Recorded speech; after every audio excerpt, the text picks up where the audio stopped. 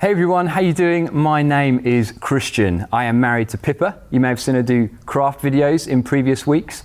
I'm dad to Joshua, father figure / guru to Nala the dog, and fashion inspiration to Joel, who's behind the camera and he can't argue.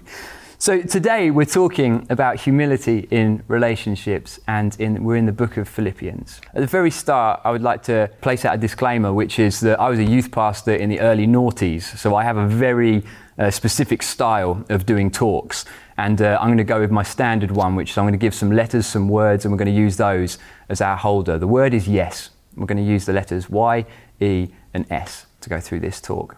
Is there any encouragement from belonging to Christ, any comfort from his love, any fellowship together in the Spirit? The Y of yes is yes. There is all of those things. There is encouragement, there is comfort, and there is fellowship together in the Spirit.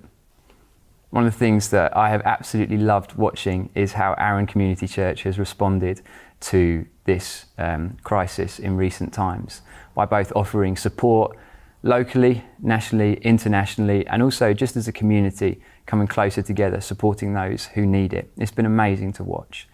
I'm not a Facebook guy, but I love watching all the positivity that has come out of the Arun Facebook group, all the love and encouragement for just the simplest of things. And I do feel like we're going to come out of this time even stronger as a community, which is exciting. The why is that yes, there absolutely is encouragement and fellowship for us all. And I think that's something we should start by celebrating, that we are part of something bigger than ourselves. And at that point, that is a wonderful starting point for humility, in that we are a community together as one doing something great. One of my favourite business bloggers is a guy called Tim Ferriss. He's written loads of books about how to be a 4-hour guru of all sorts of things. I haven't necessarily read those, but I love his podcast. And he ends with the same question every single time, which is, if you had a billboard that everybody would see, what would you have on it? And I've been thinking about that recently. I encourage you to think about it as well. But for mine, it would be, you are not the point. And I include myself in that. It would be really unkind if I just said, you're not the point. But you are not the point. You are not the focus of everything in this life. And actually that is a life well lived, is to celebrate the greatness of others, whilst also remembering that this whole world does not revolve around just us, but we are part of something bigger. The E of yes is everyone, everywhere, every day, and loving them, loving every single person, every single day, wherever they may be. I think one of the things that I've been so amazed by is just this feeling of how we are using our time and our words to celebrate and love others, giving where it's actually painful to give to help others, understanding that they need something from us, and making sure that as a church we continue to loop back to that thing of what does it mean to show Jesus' love every single day to every single person wherever they might find themselves. And I think as a community, as we continue to reflect on that, actually we are going to see some amazing, even more amazing things happen. I think a life well lived is to act as a signpost, simply a signpost to the greatness of God and the greatness in others. And I think that would be my challenge for everybody this week, is to not just say, here's how I'm feeling about this, here's where I play, here's the role I play in this, but to say, here's this great person over here, I want to celebrate them, and here's this great God who I also want to celebrate. That's the E, everyone, everywhere, every day. And the S is selfless.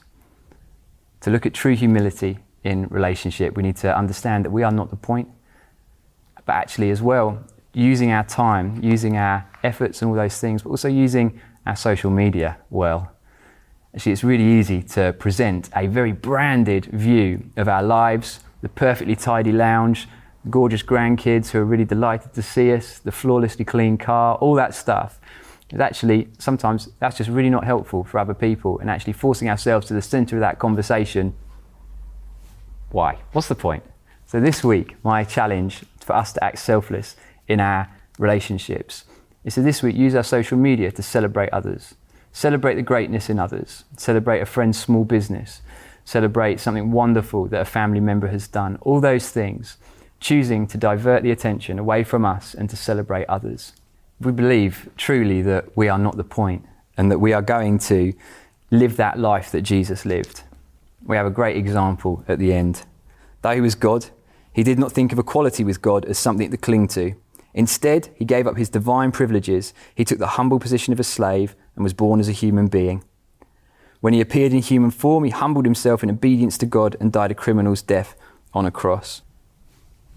An amazing model of selflessness.